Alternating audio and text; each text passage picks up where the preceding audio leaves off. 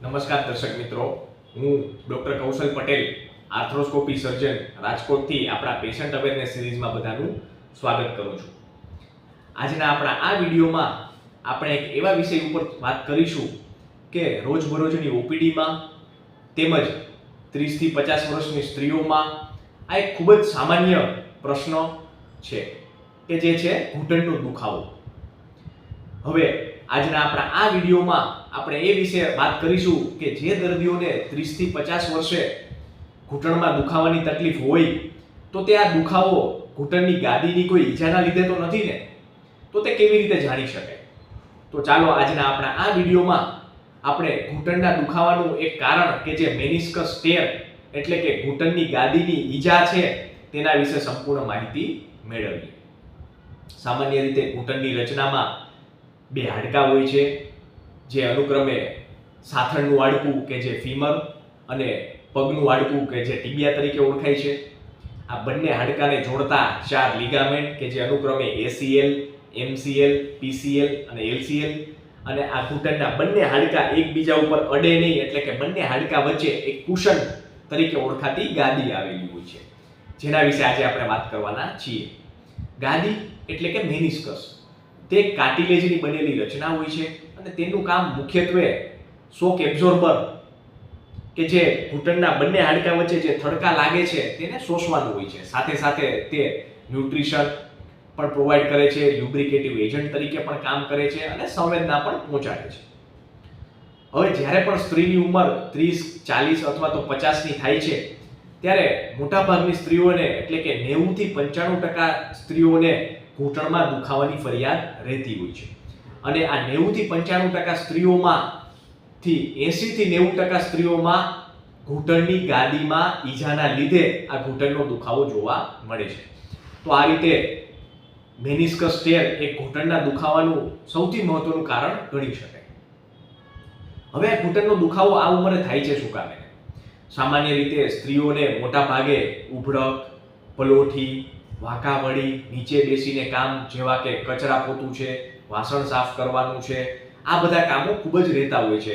નાનું બાળક હોય તો તેની સાર સંભાળ કરવાનું, તેની પાછળ ભાગાદોડી કરવાનું, સીડી ચડ ઉતર કરવાનું થતું હોય છે.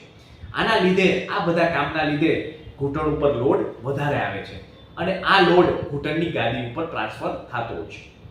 પરંતુ ઉંમર પ્રમાણે ઘણી વખત ગાદી નબળી પડે છે અને તેમાં પણ જો ઘણી વખત કોઈ ઇન્જરી થાય તો તેના લીધે આ ગાદીમાં ડેમેજ પણ થતું હોય છે. સામાન્ય રીતે ઘૂંટણની ગાદીના ડેમેજ કેટલું થયેલું છે તેના આધારે તેને 3 પાર્ટમાં વહેંચવામાં આવે છે, એટલે કે ગ્રેડ 1, ગ્રેડ 2 અને ગ્રેડ 3. સામાન્ય રીતે જ્યારે પણ ગ્રેડ 1 મેનિસ્કસ ટેર થયેલું હોય ત્યારે મોટાભાગે ગાદીમાં સોજો હોય છે અને તે થોડી કસરતો, થોડી દવાઓ અને થોડા પરેજીઓ રાખવાથી આ તકલીફમાંથી મુક્તિ મેળવી શકાય છે. ત્રીજો પ્રકાર કે જે ગ્રેડ 3 મેનિસ્કસ તરીકે ઓળખાતો હોય છે, સામાન્ય રીતે આ પ્રકારના ટેરમાં ગાદી સંપૂર્ણ રીતે ફાટી ગયેલી હોય છે અને મોટા ભાગે ગ્રેડ 3 મેનિસ્કસ ટેરની તકલીફ સાથે પીડાતા દર્દીઓમાં ઓપરેશનની જરૂર વધારે પડતી હોય છે.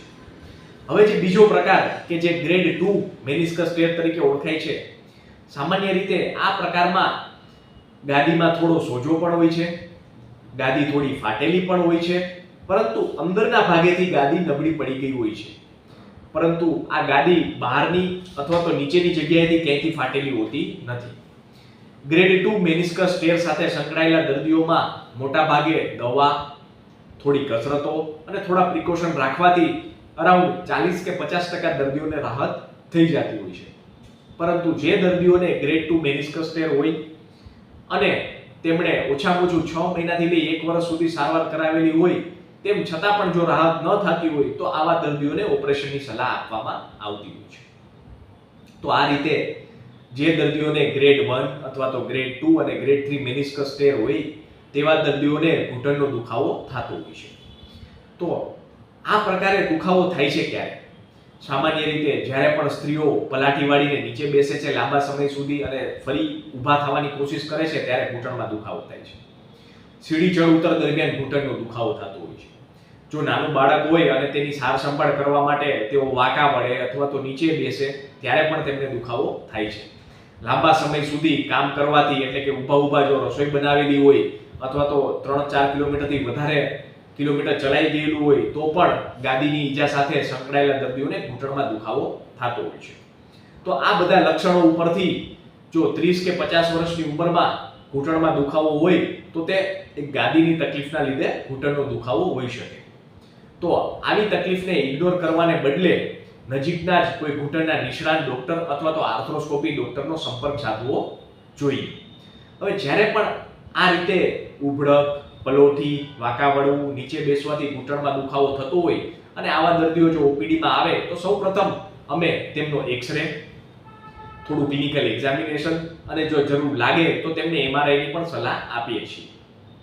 સામાન્ય રીતે આવા દર્દીઓમાં જેમની ઉંમર 30 કે 40 વર્ષ હોય છે તેમાં એક્સરે મોટા ભાગે નોર્મલ હોય છે. ઓછા દર્દીઓમાં, એટલે કે 2-5% દર્દીઓમાં જ થોડી ઘસારાની શરૂઆત થયેલી હોય છે. તો આવા દર્દીઓને મોટા ભાગે દવા, કસરત અને શેક એ બધું કરવાથી રાહત થઈ જતી હોય છે. પરંતુ જે દર્દીઓ 1 વર્ષના દુખાવા બાદ આવતા હોય છે તેમજ એક્સરેમાં પણ જો થોડો ઘસારાની શરૂઆત થઈ ગયેલી હોય છે તો આવા દર્દીઓને એમઆરઆઈની પણ સલાહ આપવામાં આવે છે. અને એમઆરઆઈમાં કયા પ્રકારે ઈજા છે, કયા પ્રકારે ગાદી ફાટેલી છે તેને અનુરૂપ તેમને જરૂર લાગે તો ઓપરેશનની પણ સલાહ આપવામાં આવતી હોય છે.